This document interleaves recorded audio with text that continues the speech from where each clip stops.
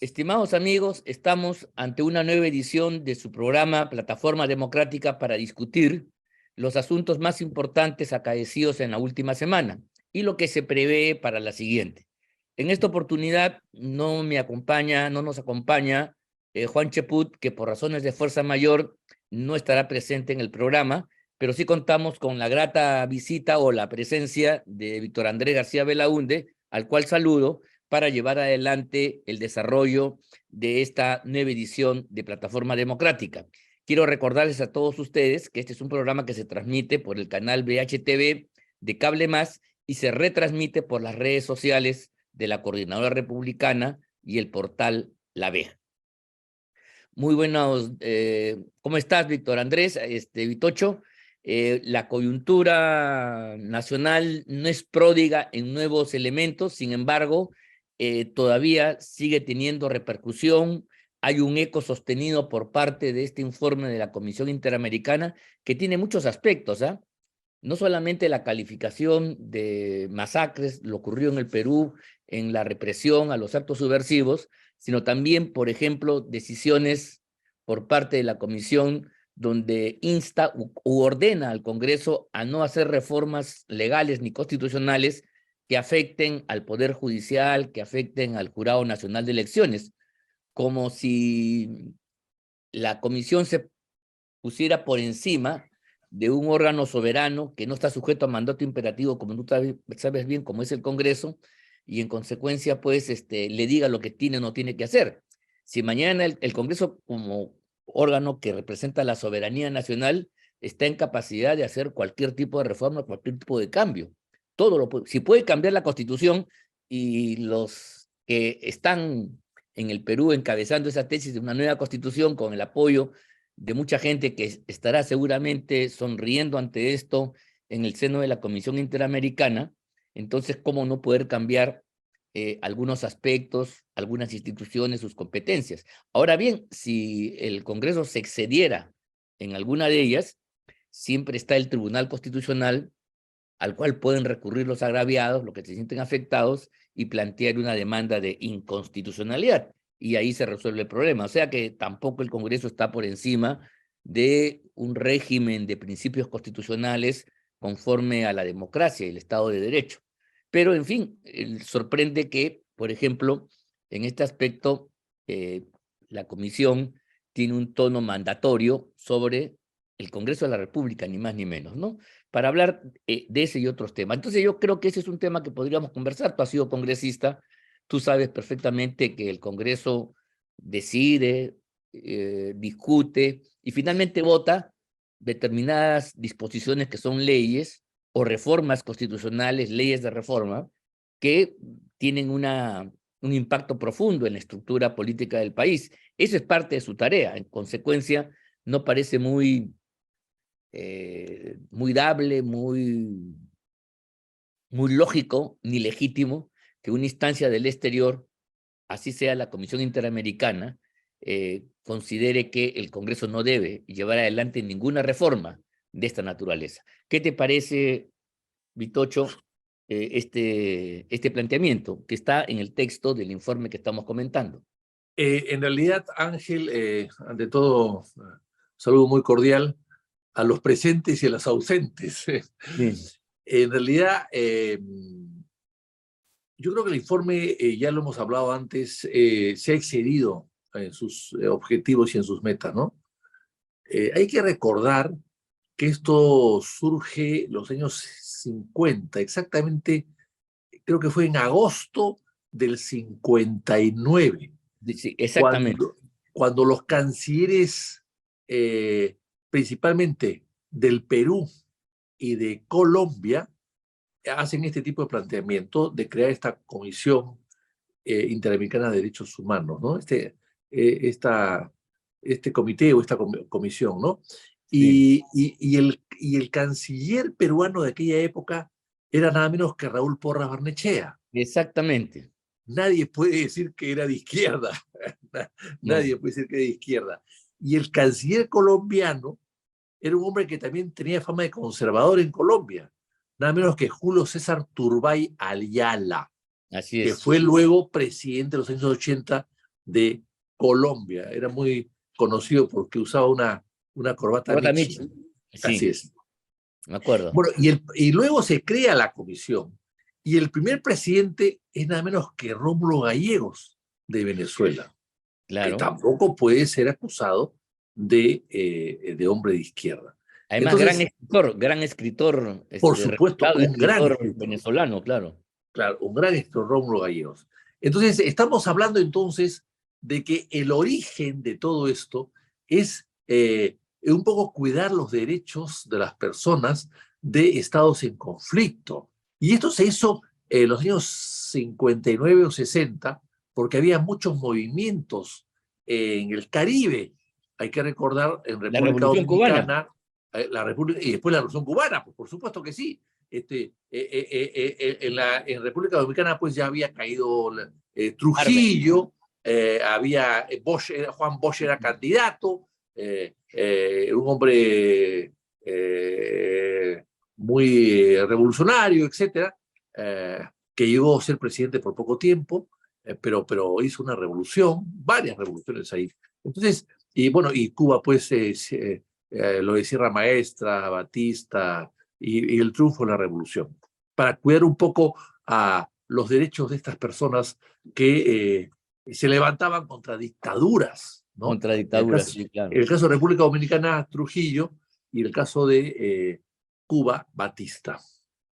Entonces, ese es el origen de esto. Claro, ahora, en estos organismos internacionales, pues, esos se crean, se confirman un año, 10 años después, y el 78 ya se conforma y empiezan a trabajar. Pero el origen, en todos estos organismos internacionales, los estados aportan. En estos organismos internacionales hay una rotación de países. Por ejemplo, en las Naciones Unidas, el secretario general digamos, representa un continente, ¿no? ¿Por qué Pérez de Cuellar fue secretario general de la ONU?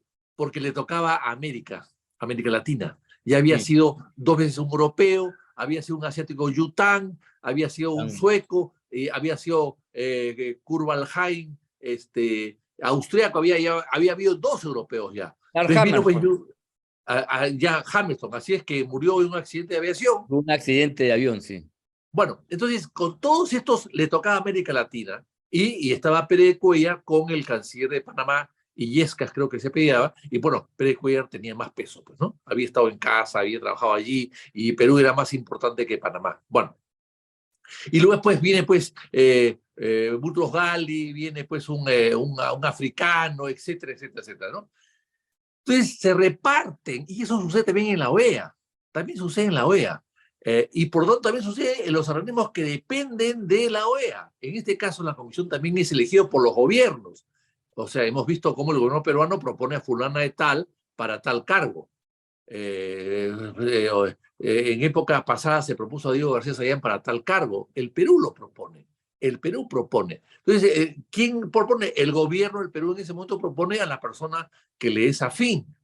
Entonces no son pues jueces imparciales o estudiosos o académicos imparciales. Son gente que representa un gobierno y una tendencia del gobierno en aquel entonces. Entonces, ¿qué pasa? En esta comisión que ha venido al Perú, ha venido una notaria, que es una notaria de Jamaica. Uh, el notariado en el mundo anglosajón es totalmente diferente al notariado en el mundo latino. En el mundo latino hay toda una carrera, una preparación, una oposición, etc. En el mundo anglosajón, el notario es cualquiera. Bueno, no cualquiera, pero digamos es mucho más fácil al ser notario. Puede ser cualquier notario, inclusive no tienes que ser por qué ser abogado. Entonces, hay una formación inicial muy diferente entre un notario del mundo latino y un notario anglosajón, del mundo anglosajón. Y en Jamaica, finalmente, eso es el origen anglosajón. Entonces, el informe está sesgado de incultura y de sesgo político, ¿no? Decir que en el Perú se han reprimido las cosas en Puno porque ha habido racismo, en el Perú nunca ha habido apartheid, nunca. Nunca Nunca viví vio acá. emergencia. Nunca vio emergencia. Y además, los soldados que han muerto son tan aymarás como los que han atacado. Entonces, yo creo que aquí, y después toma en cuenta este informe cosas que no tienen nada que ver con los derechos humanos o el tema vinculado a las revueltas. Por ejemplo, los royalties que se pagan, los el royalty que se pagan en la minería, o la extracción. Dice que es un país extractivista. Yo no dudo que eso algo de Es una verdad puede condena, ser. pero eso es un juicio político sobre el desarrollo económico del Perú. Eso que yo creo que de ahí a los derechos humanos hay un salto lógico, salvo que tú creas pues en esa tesis marxista que el desarrollo capitalista genera pues opresión por sí. Entonces, bueno, si estamos en Claro, eso, quizás. claro. O sea, yo creo que el Perú puede tener algo de extractivista. Creo que el Perú no ha hecho muchos esfuerzos por transformar su materia prima que se saca de la tierra, de los Andes, a producto terminado y exportarlo con un valor agregado. Eso creo que no se ha hecho mucho, o se ha hecho poco, o no se ha avanzado mucho. En eso estamos de acuerdo, pero ¿qué tiene que ver eso con los líos del 7 de diciembre? Así es. Y con la muerte de soldados, de policías, de transeúntes, de violentistas, qué sé yo, todo lo que ha pasado en esas semanas. Entonces, yo creo que es un informe totalmente sesgado, equivocado e ignorante. Y con juicios absurdos. Decir que el gobierno no tiene legitimidad porque tiene poca popularidad, eso no le corresponde decirlo a ellos. No le corresponde decirlo a ellos. Entonces, yo creo que aquí ha habido un total exceso y ha habido personas nombradas totalmente inadecuadas, de muy bajo nivel y de otra realidad, que vienen de otra realidad. Entonces yo creo que ese informe no es lo que hemos querido. Ahora, lo que pasa es que el gobierno ha reaccionado muy mal también, Mm. porque no ha explicado exactamente lo que ha pasado, no se sabe cuántas muertes son, si son 48, 58 o más de 60, y quiénes han muerto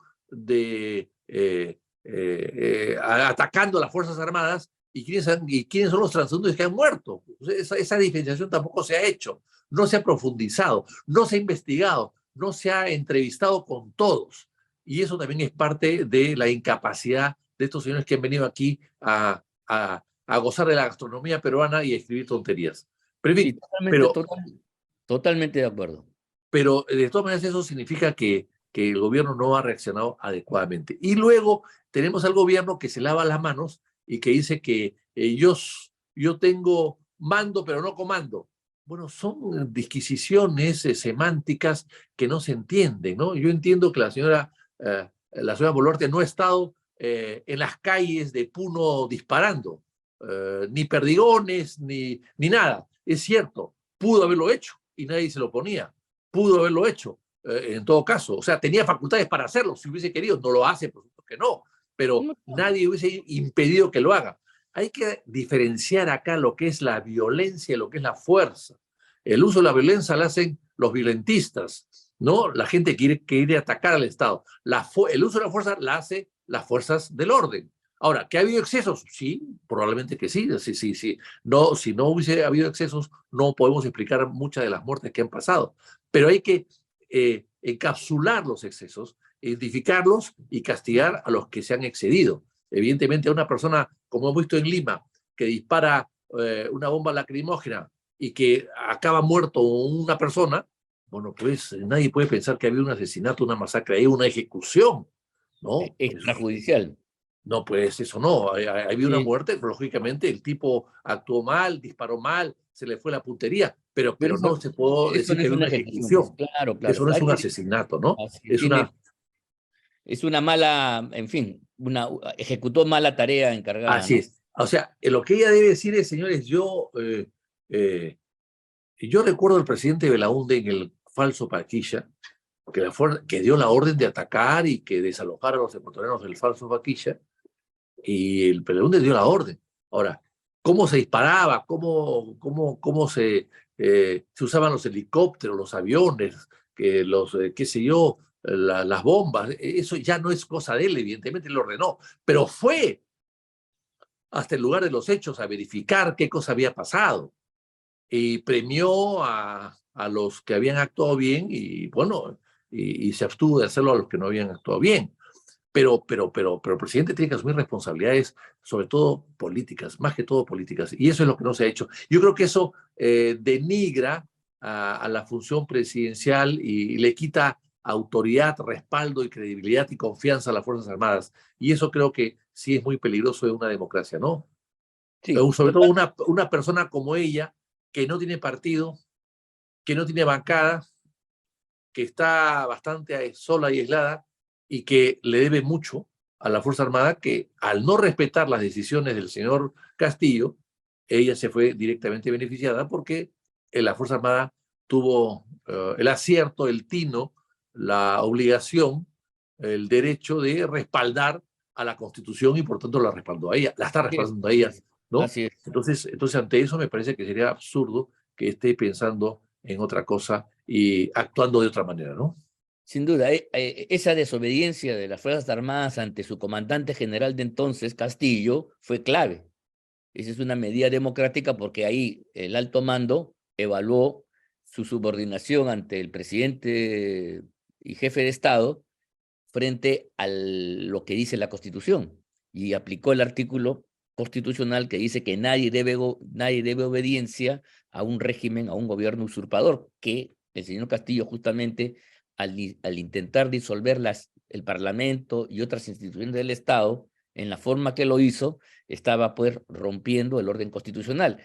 Ese juicio lo hizo el alto mando, desobedeció la orden de Castillo de cerrar el Parlamento y gracias a eso la señora Boluarte efectivamente está.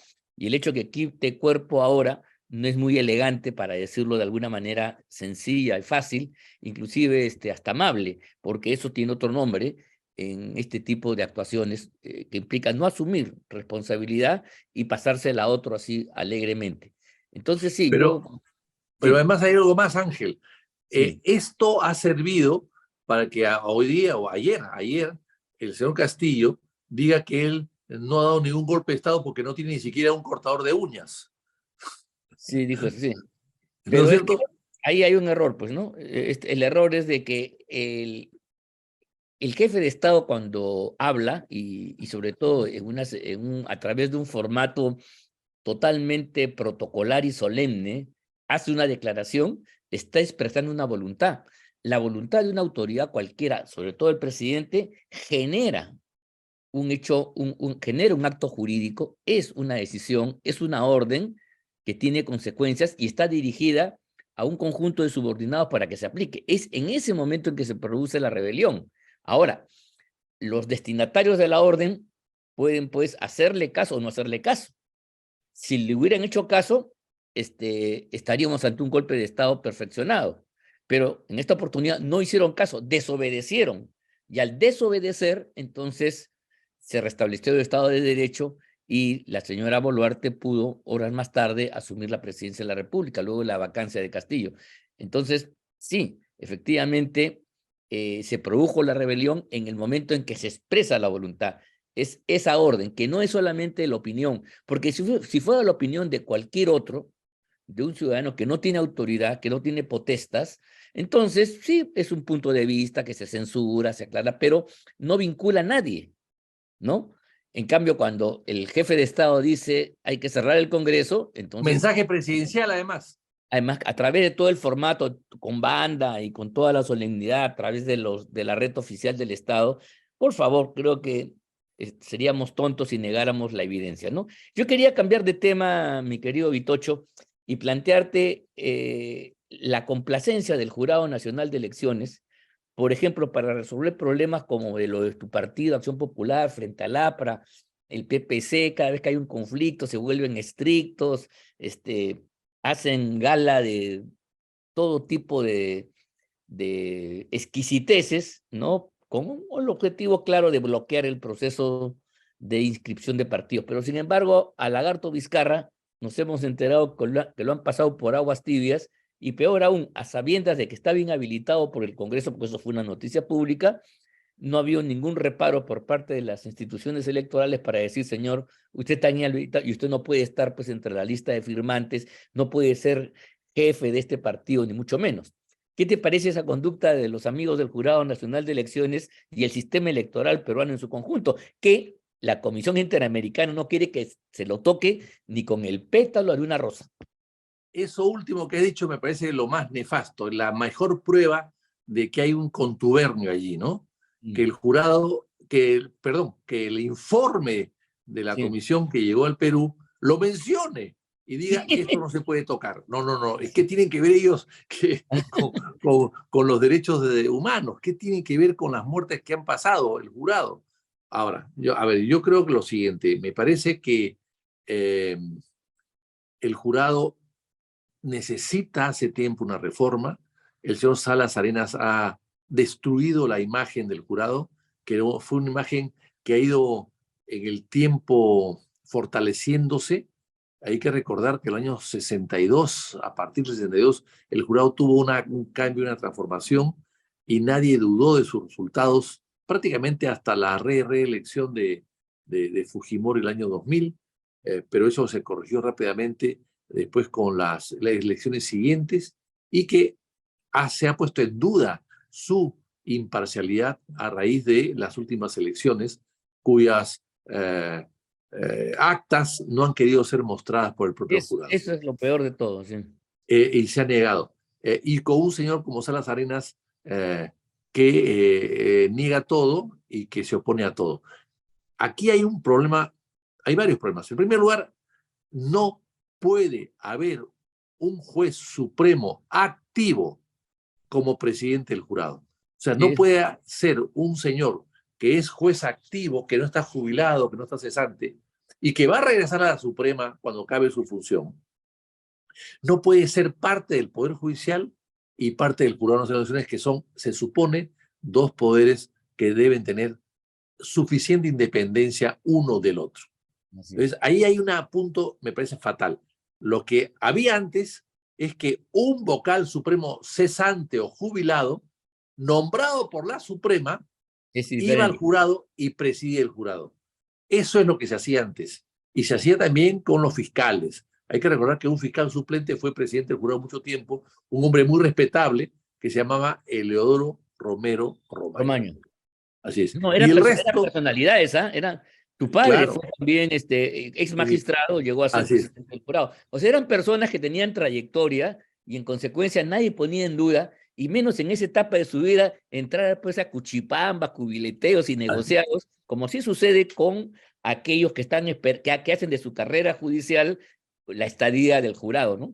Ese es el Pero problema. claro, ahora estos señores que son presidentes de un jurado que fácticamente, por decirlo de alguna manera, es un poder del Estado, ¿no? Es un poder del Estado. Vaya a regresar al otro poder, al Poder Judicial, y se reincorpora luego a ser vocal de una sala. No, pues. No, y si Eso, mañana hubiera una denuncia por inconductas, teóricamente los jueces, y entre ellos él, tendría que ver el caso. Claro, tendrá que inhibirse, pero son sus jueces los que van a resolver su caso. y Otorongo no come Otorongo en Así el es, Poder Legislativo, en el Poder Judicial y así también a es, veces en la así Fiscalía es, y en así otros es. poderes del Estado. Entonces, ahí eso está, eso parte mal redactado. Creo que es un tema de la redacción de la propia Constitución que no precisa eso. Antes sí era así, ahora no es así. Yo creo que ahí hay un tema. El segundo tema es que este señor no es un superpoder, no está por encima de nadie. El Congreso cita a ministros, cita a presidentes de poderes, cita y entrevista inclusive al jefe del Estado. ¿Por qué no puede ir el presidente del jurado? O sea, sí va para sostener su presupuesto ante la Comisión de Fiscalización. Para eso sí va. El Claro, primerito va y exige y pide al sí. Congreso que le asignen tal presupuesto para el jurado. Pero No no quiere puede rendir ir, cuentas. no puede ir a informar qué está pasando. Nadie lo va a censurar. No está sujeto a censura alguna. Simplemente a informarle no al Congreso, sino a la ciudadanía a través del Congreso. A la ciudadanía después a informar al pueblo peruano a través del Congreso, que son recipendiarios de la voluntad popular, que son elegidos por el pueblo. Él no ha sido elegido por el pueblo. El señor Salas Arenas no ha sido elegido por el pueblo. Entonces no puede ir a informar simplemente lo que está pasando. nadie lo va a censurar. No hay censura para el presidente del jurado. Podrá haber una acusación constitucional más adelante, pero Claro, no hay pero eso ya... censura. A informar, o sea, me parece que no solamente hay una falta de cortesía, Además sino han hay ido, un... además ha ido la presidenta ¿cómo se llama? Ha ido la presidenta del Poder Judicial, del cual es miembro del colegiado, ha ido la presidenta la fiscal de la Nación, ha ido la gente del Tribunal Constitucional cuando los han llamado, y este sujeto no quiere ir. Así es. Entonces, ¿dónde están los contrapesos del Estado?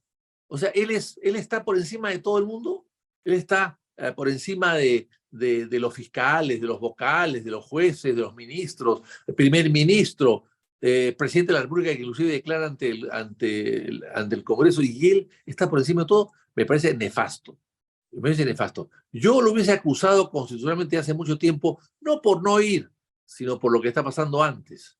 Quizás él no quiera estar sentado allí para tener que responder por actos pasados, que no tiene por qué hacerlo. Pero claro, Además, no le gusta que le pregunten nada.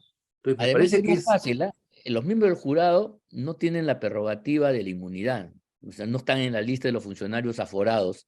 Ahora, claro, él en Él tanto, sí, pues porque él fue supremo. porque él es vocal supremo, efectivamente, pero por ambas o por bancas, o sea, yo creo que ahí se ha producido un desacato, se ha producido una desobediencia, no está cumpliendo su deber y en consecuencia yo sí creo que debería el Congreso de la República protocolizar una denuncia ante la Fiscalía de la Nación para que investigue y eventualmente acuse a este personaje que no está cumpliendo sus deberes de función, que están establecidos en la propia Constitución.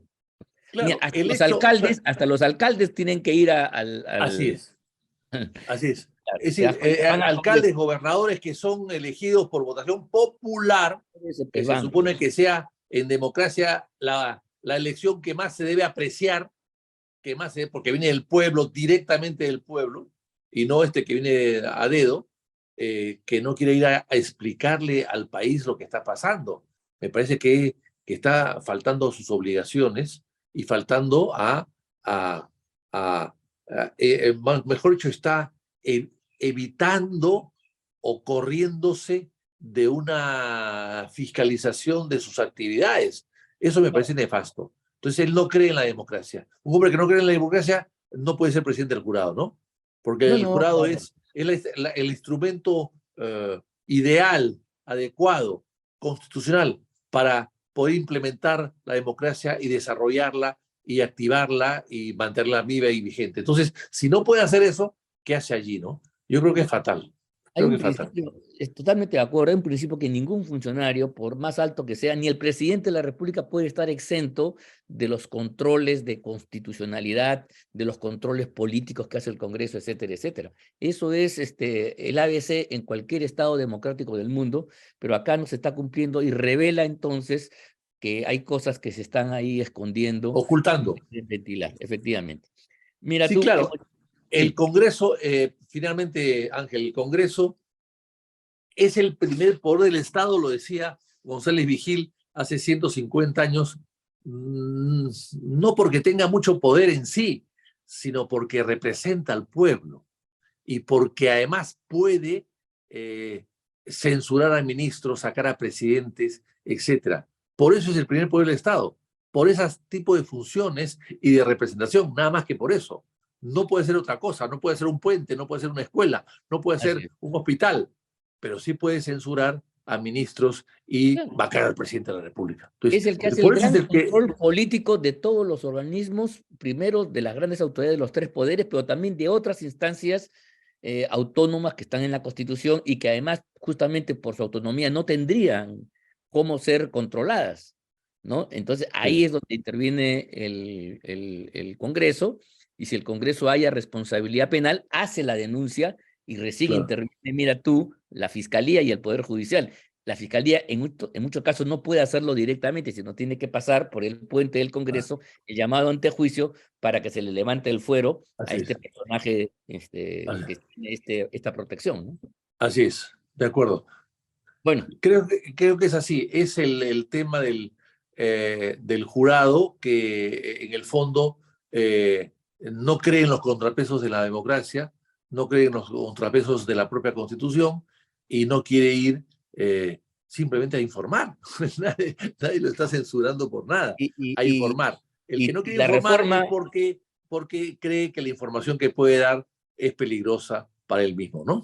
y la reforma, mi estimado Vitocho, que tú has planteado de que ya no sea pues un miembro del Pleno de la Corte, sino un vocal jubilado, sería un atentado a los derechos fundamentales, no sé de quién, pero así lo dice ni más ni menos que el documento de Marras de la Comisión Interamericana de Derechos Humanos. Mira Así lo que es. en eso estamos. Bueno, hemos llegado, estimados amigos, al final de este programa. Les quiero agradecer a todos ustedes su vista y seguimiento, y nos comprometemos a estar ya esta vez con Juan Cheput, todos completos, en una próxima edición de este programa la siguiente semana. Muy agradecido nuevamente y nos despedimos hasta la próxima. Hasta luego.